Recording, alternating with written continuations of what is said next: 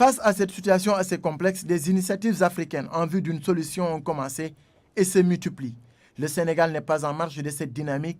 C'est ainsi que Serigne Mamoun Niass Ibn Cheikh al-Islam Cheikh Ibrahim Niass a effectué une mission de paix au Soudan, particulièrement au Darfour, ce depuis le mois béni de Ramadan.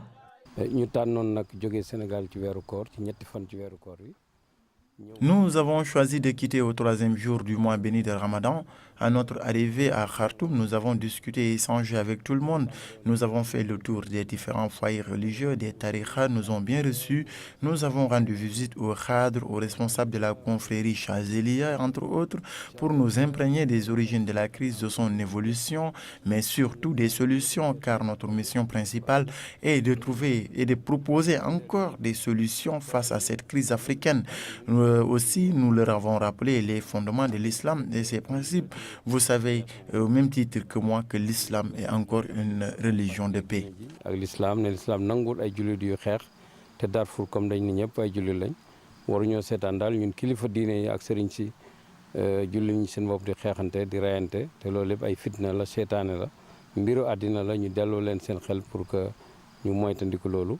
Khartoum, première étape de cette visite où le guide à la tête d'une forte délégation composée de chefs religieux et coutumiers de Moukhadam a été reçu par Ahmed Ibrahim El Tahir, président de l'Assemblée nationale du Soudan, Ouzedik Fawzi, président du Conseil de l'amitié internationale, et son Excellence Ahmad Abdourahman, ambassadeur d'Algérie au Soudan. La délégation a profité de son séjour pour rencontrer les dignitaires soudanais en présence de chefs religieux et coutumiers. Plus de 500 personnes ont répondu favorablement à l'appel de Serigne Mamoun Niass. Une rencontre ouverte par un récital du Saint-Coran.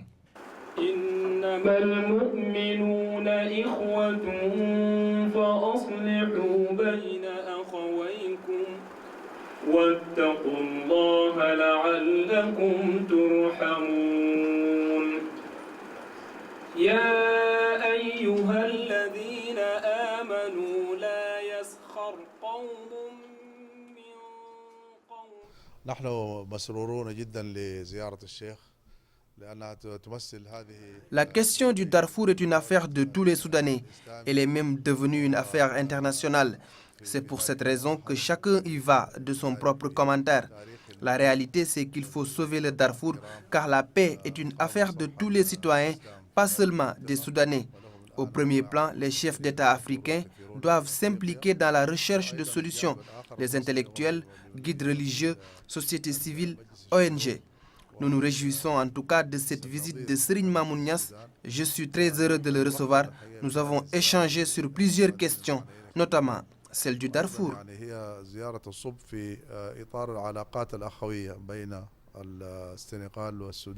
Les discussions ont porté sur l'œuvre de Baye Niass dans l'unité et la paix en Afrique, une occasion pour le guide, par ailleurs vice-président du Sénat, de lancer un appel à l'œuvre de construction de cette partie de l'Afrique secouée par une crise. Le Darfour est assez négligé, manque d'infrastructures communautaires, de routes, d'adduction d'eau potable, mise en œuvre de programmes de développement, entre autres. Les richesses doivent être distribuées équitablement, sans quoi toute initiative de paix n'est que vaine. Je salue la disponibilité de l'armée sénégalaise et l'engagement de l'État qui participe aux différentes initiatives de maintien de paix en Afrique. Un bon esprit de solidarité. Le président en exercice de l'OCI est très engagé dans la recherche de solutions et de maintien de la paix dans les différents pays membres de l'Organisation pour la conférence islamique. Il peut, j'en suis sûr, il peut jouer un rôle dans ce conflit.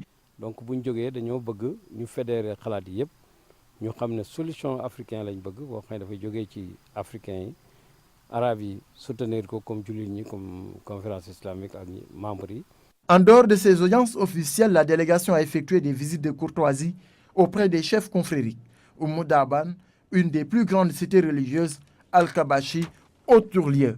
Ici, la voix d'Allah est bien répandue grâce aux œuvres de bienfaisance de Cheikh Abdul Wahab Al-Kabashi, qui poursuit l'œuvre de son père.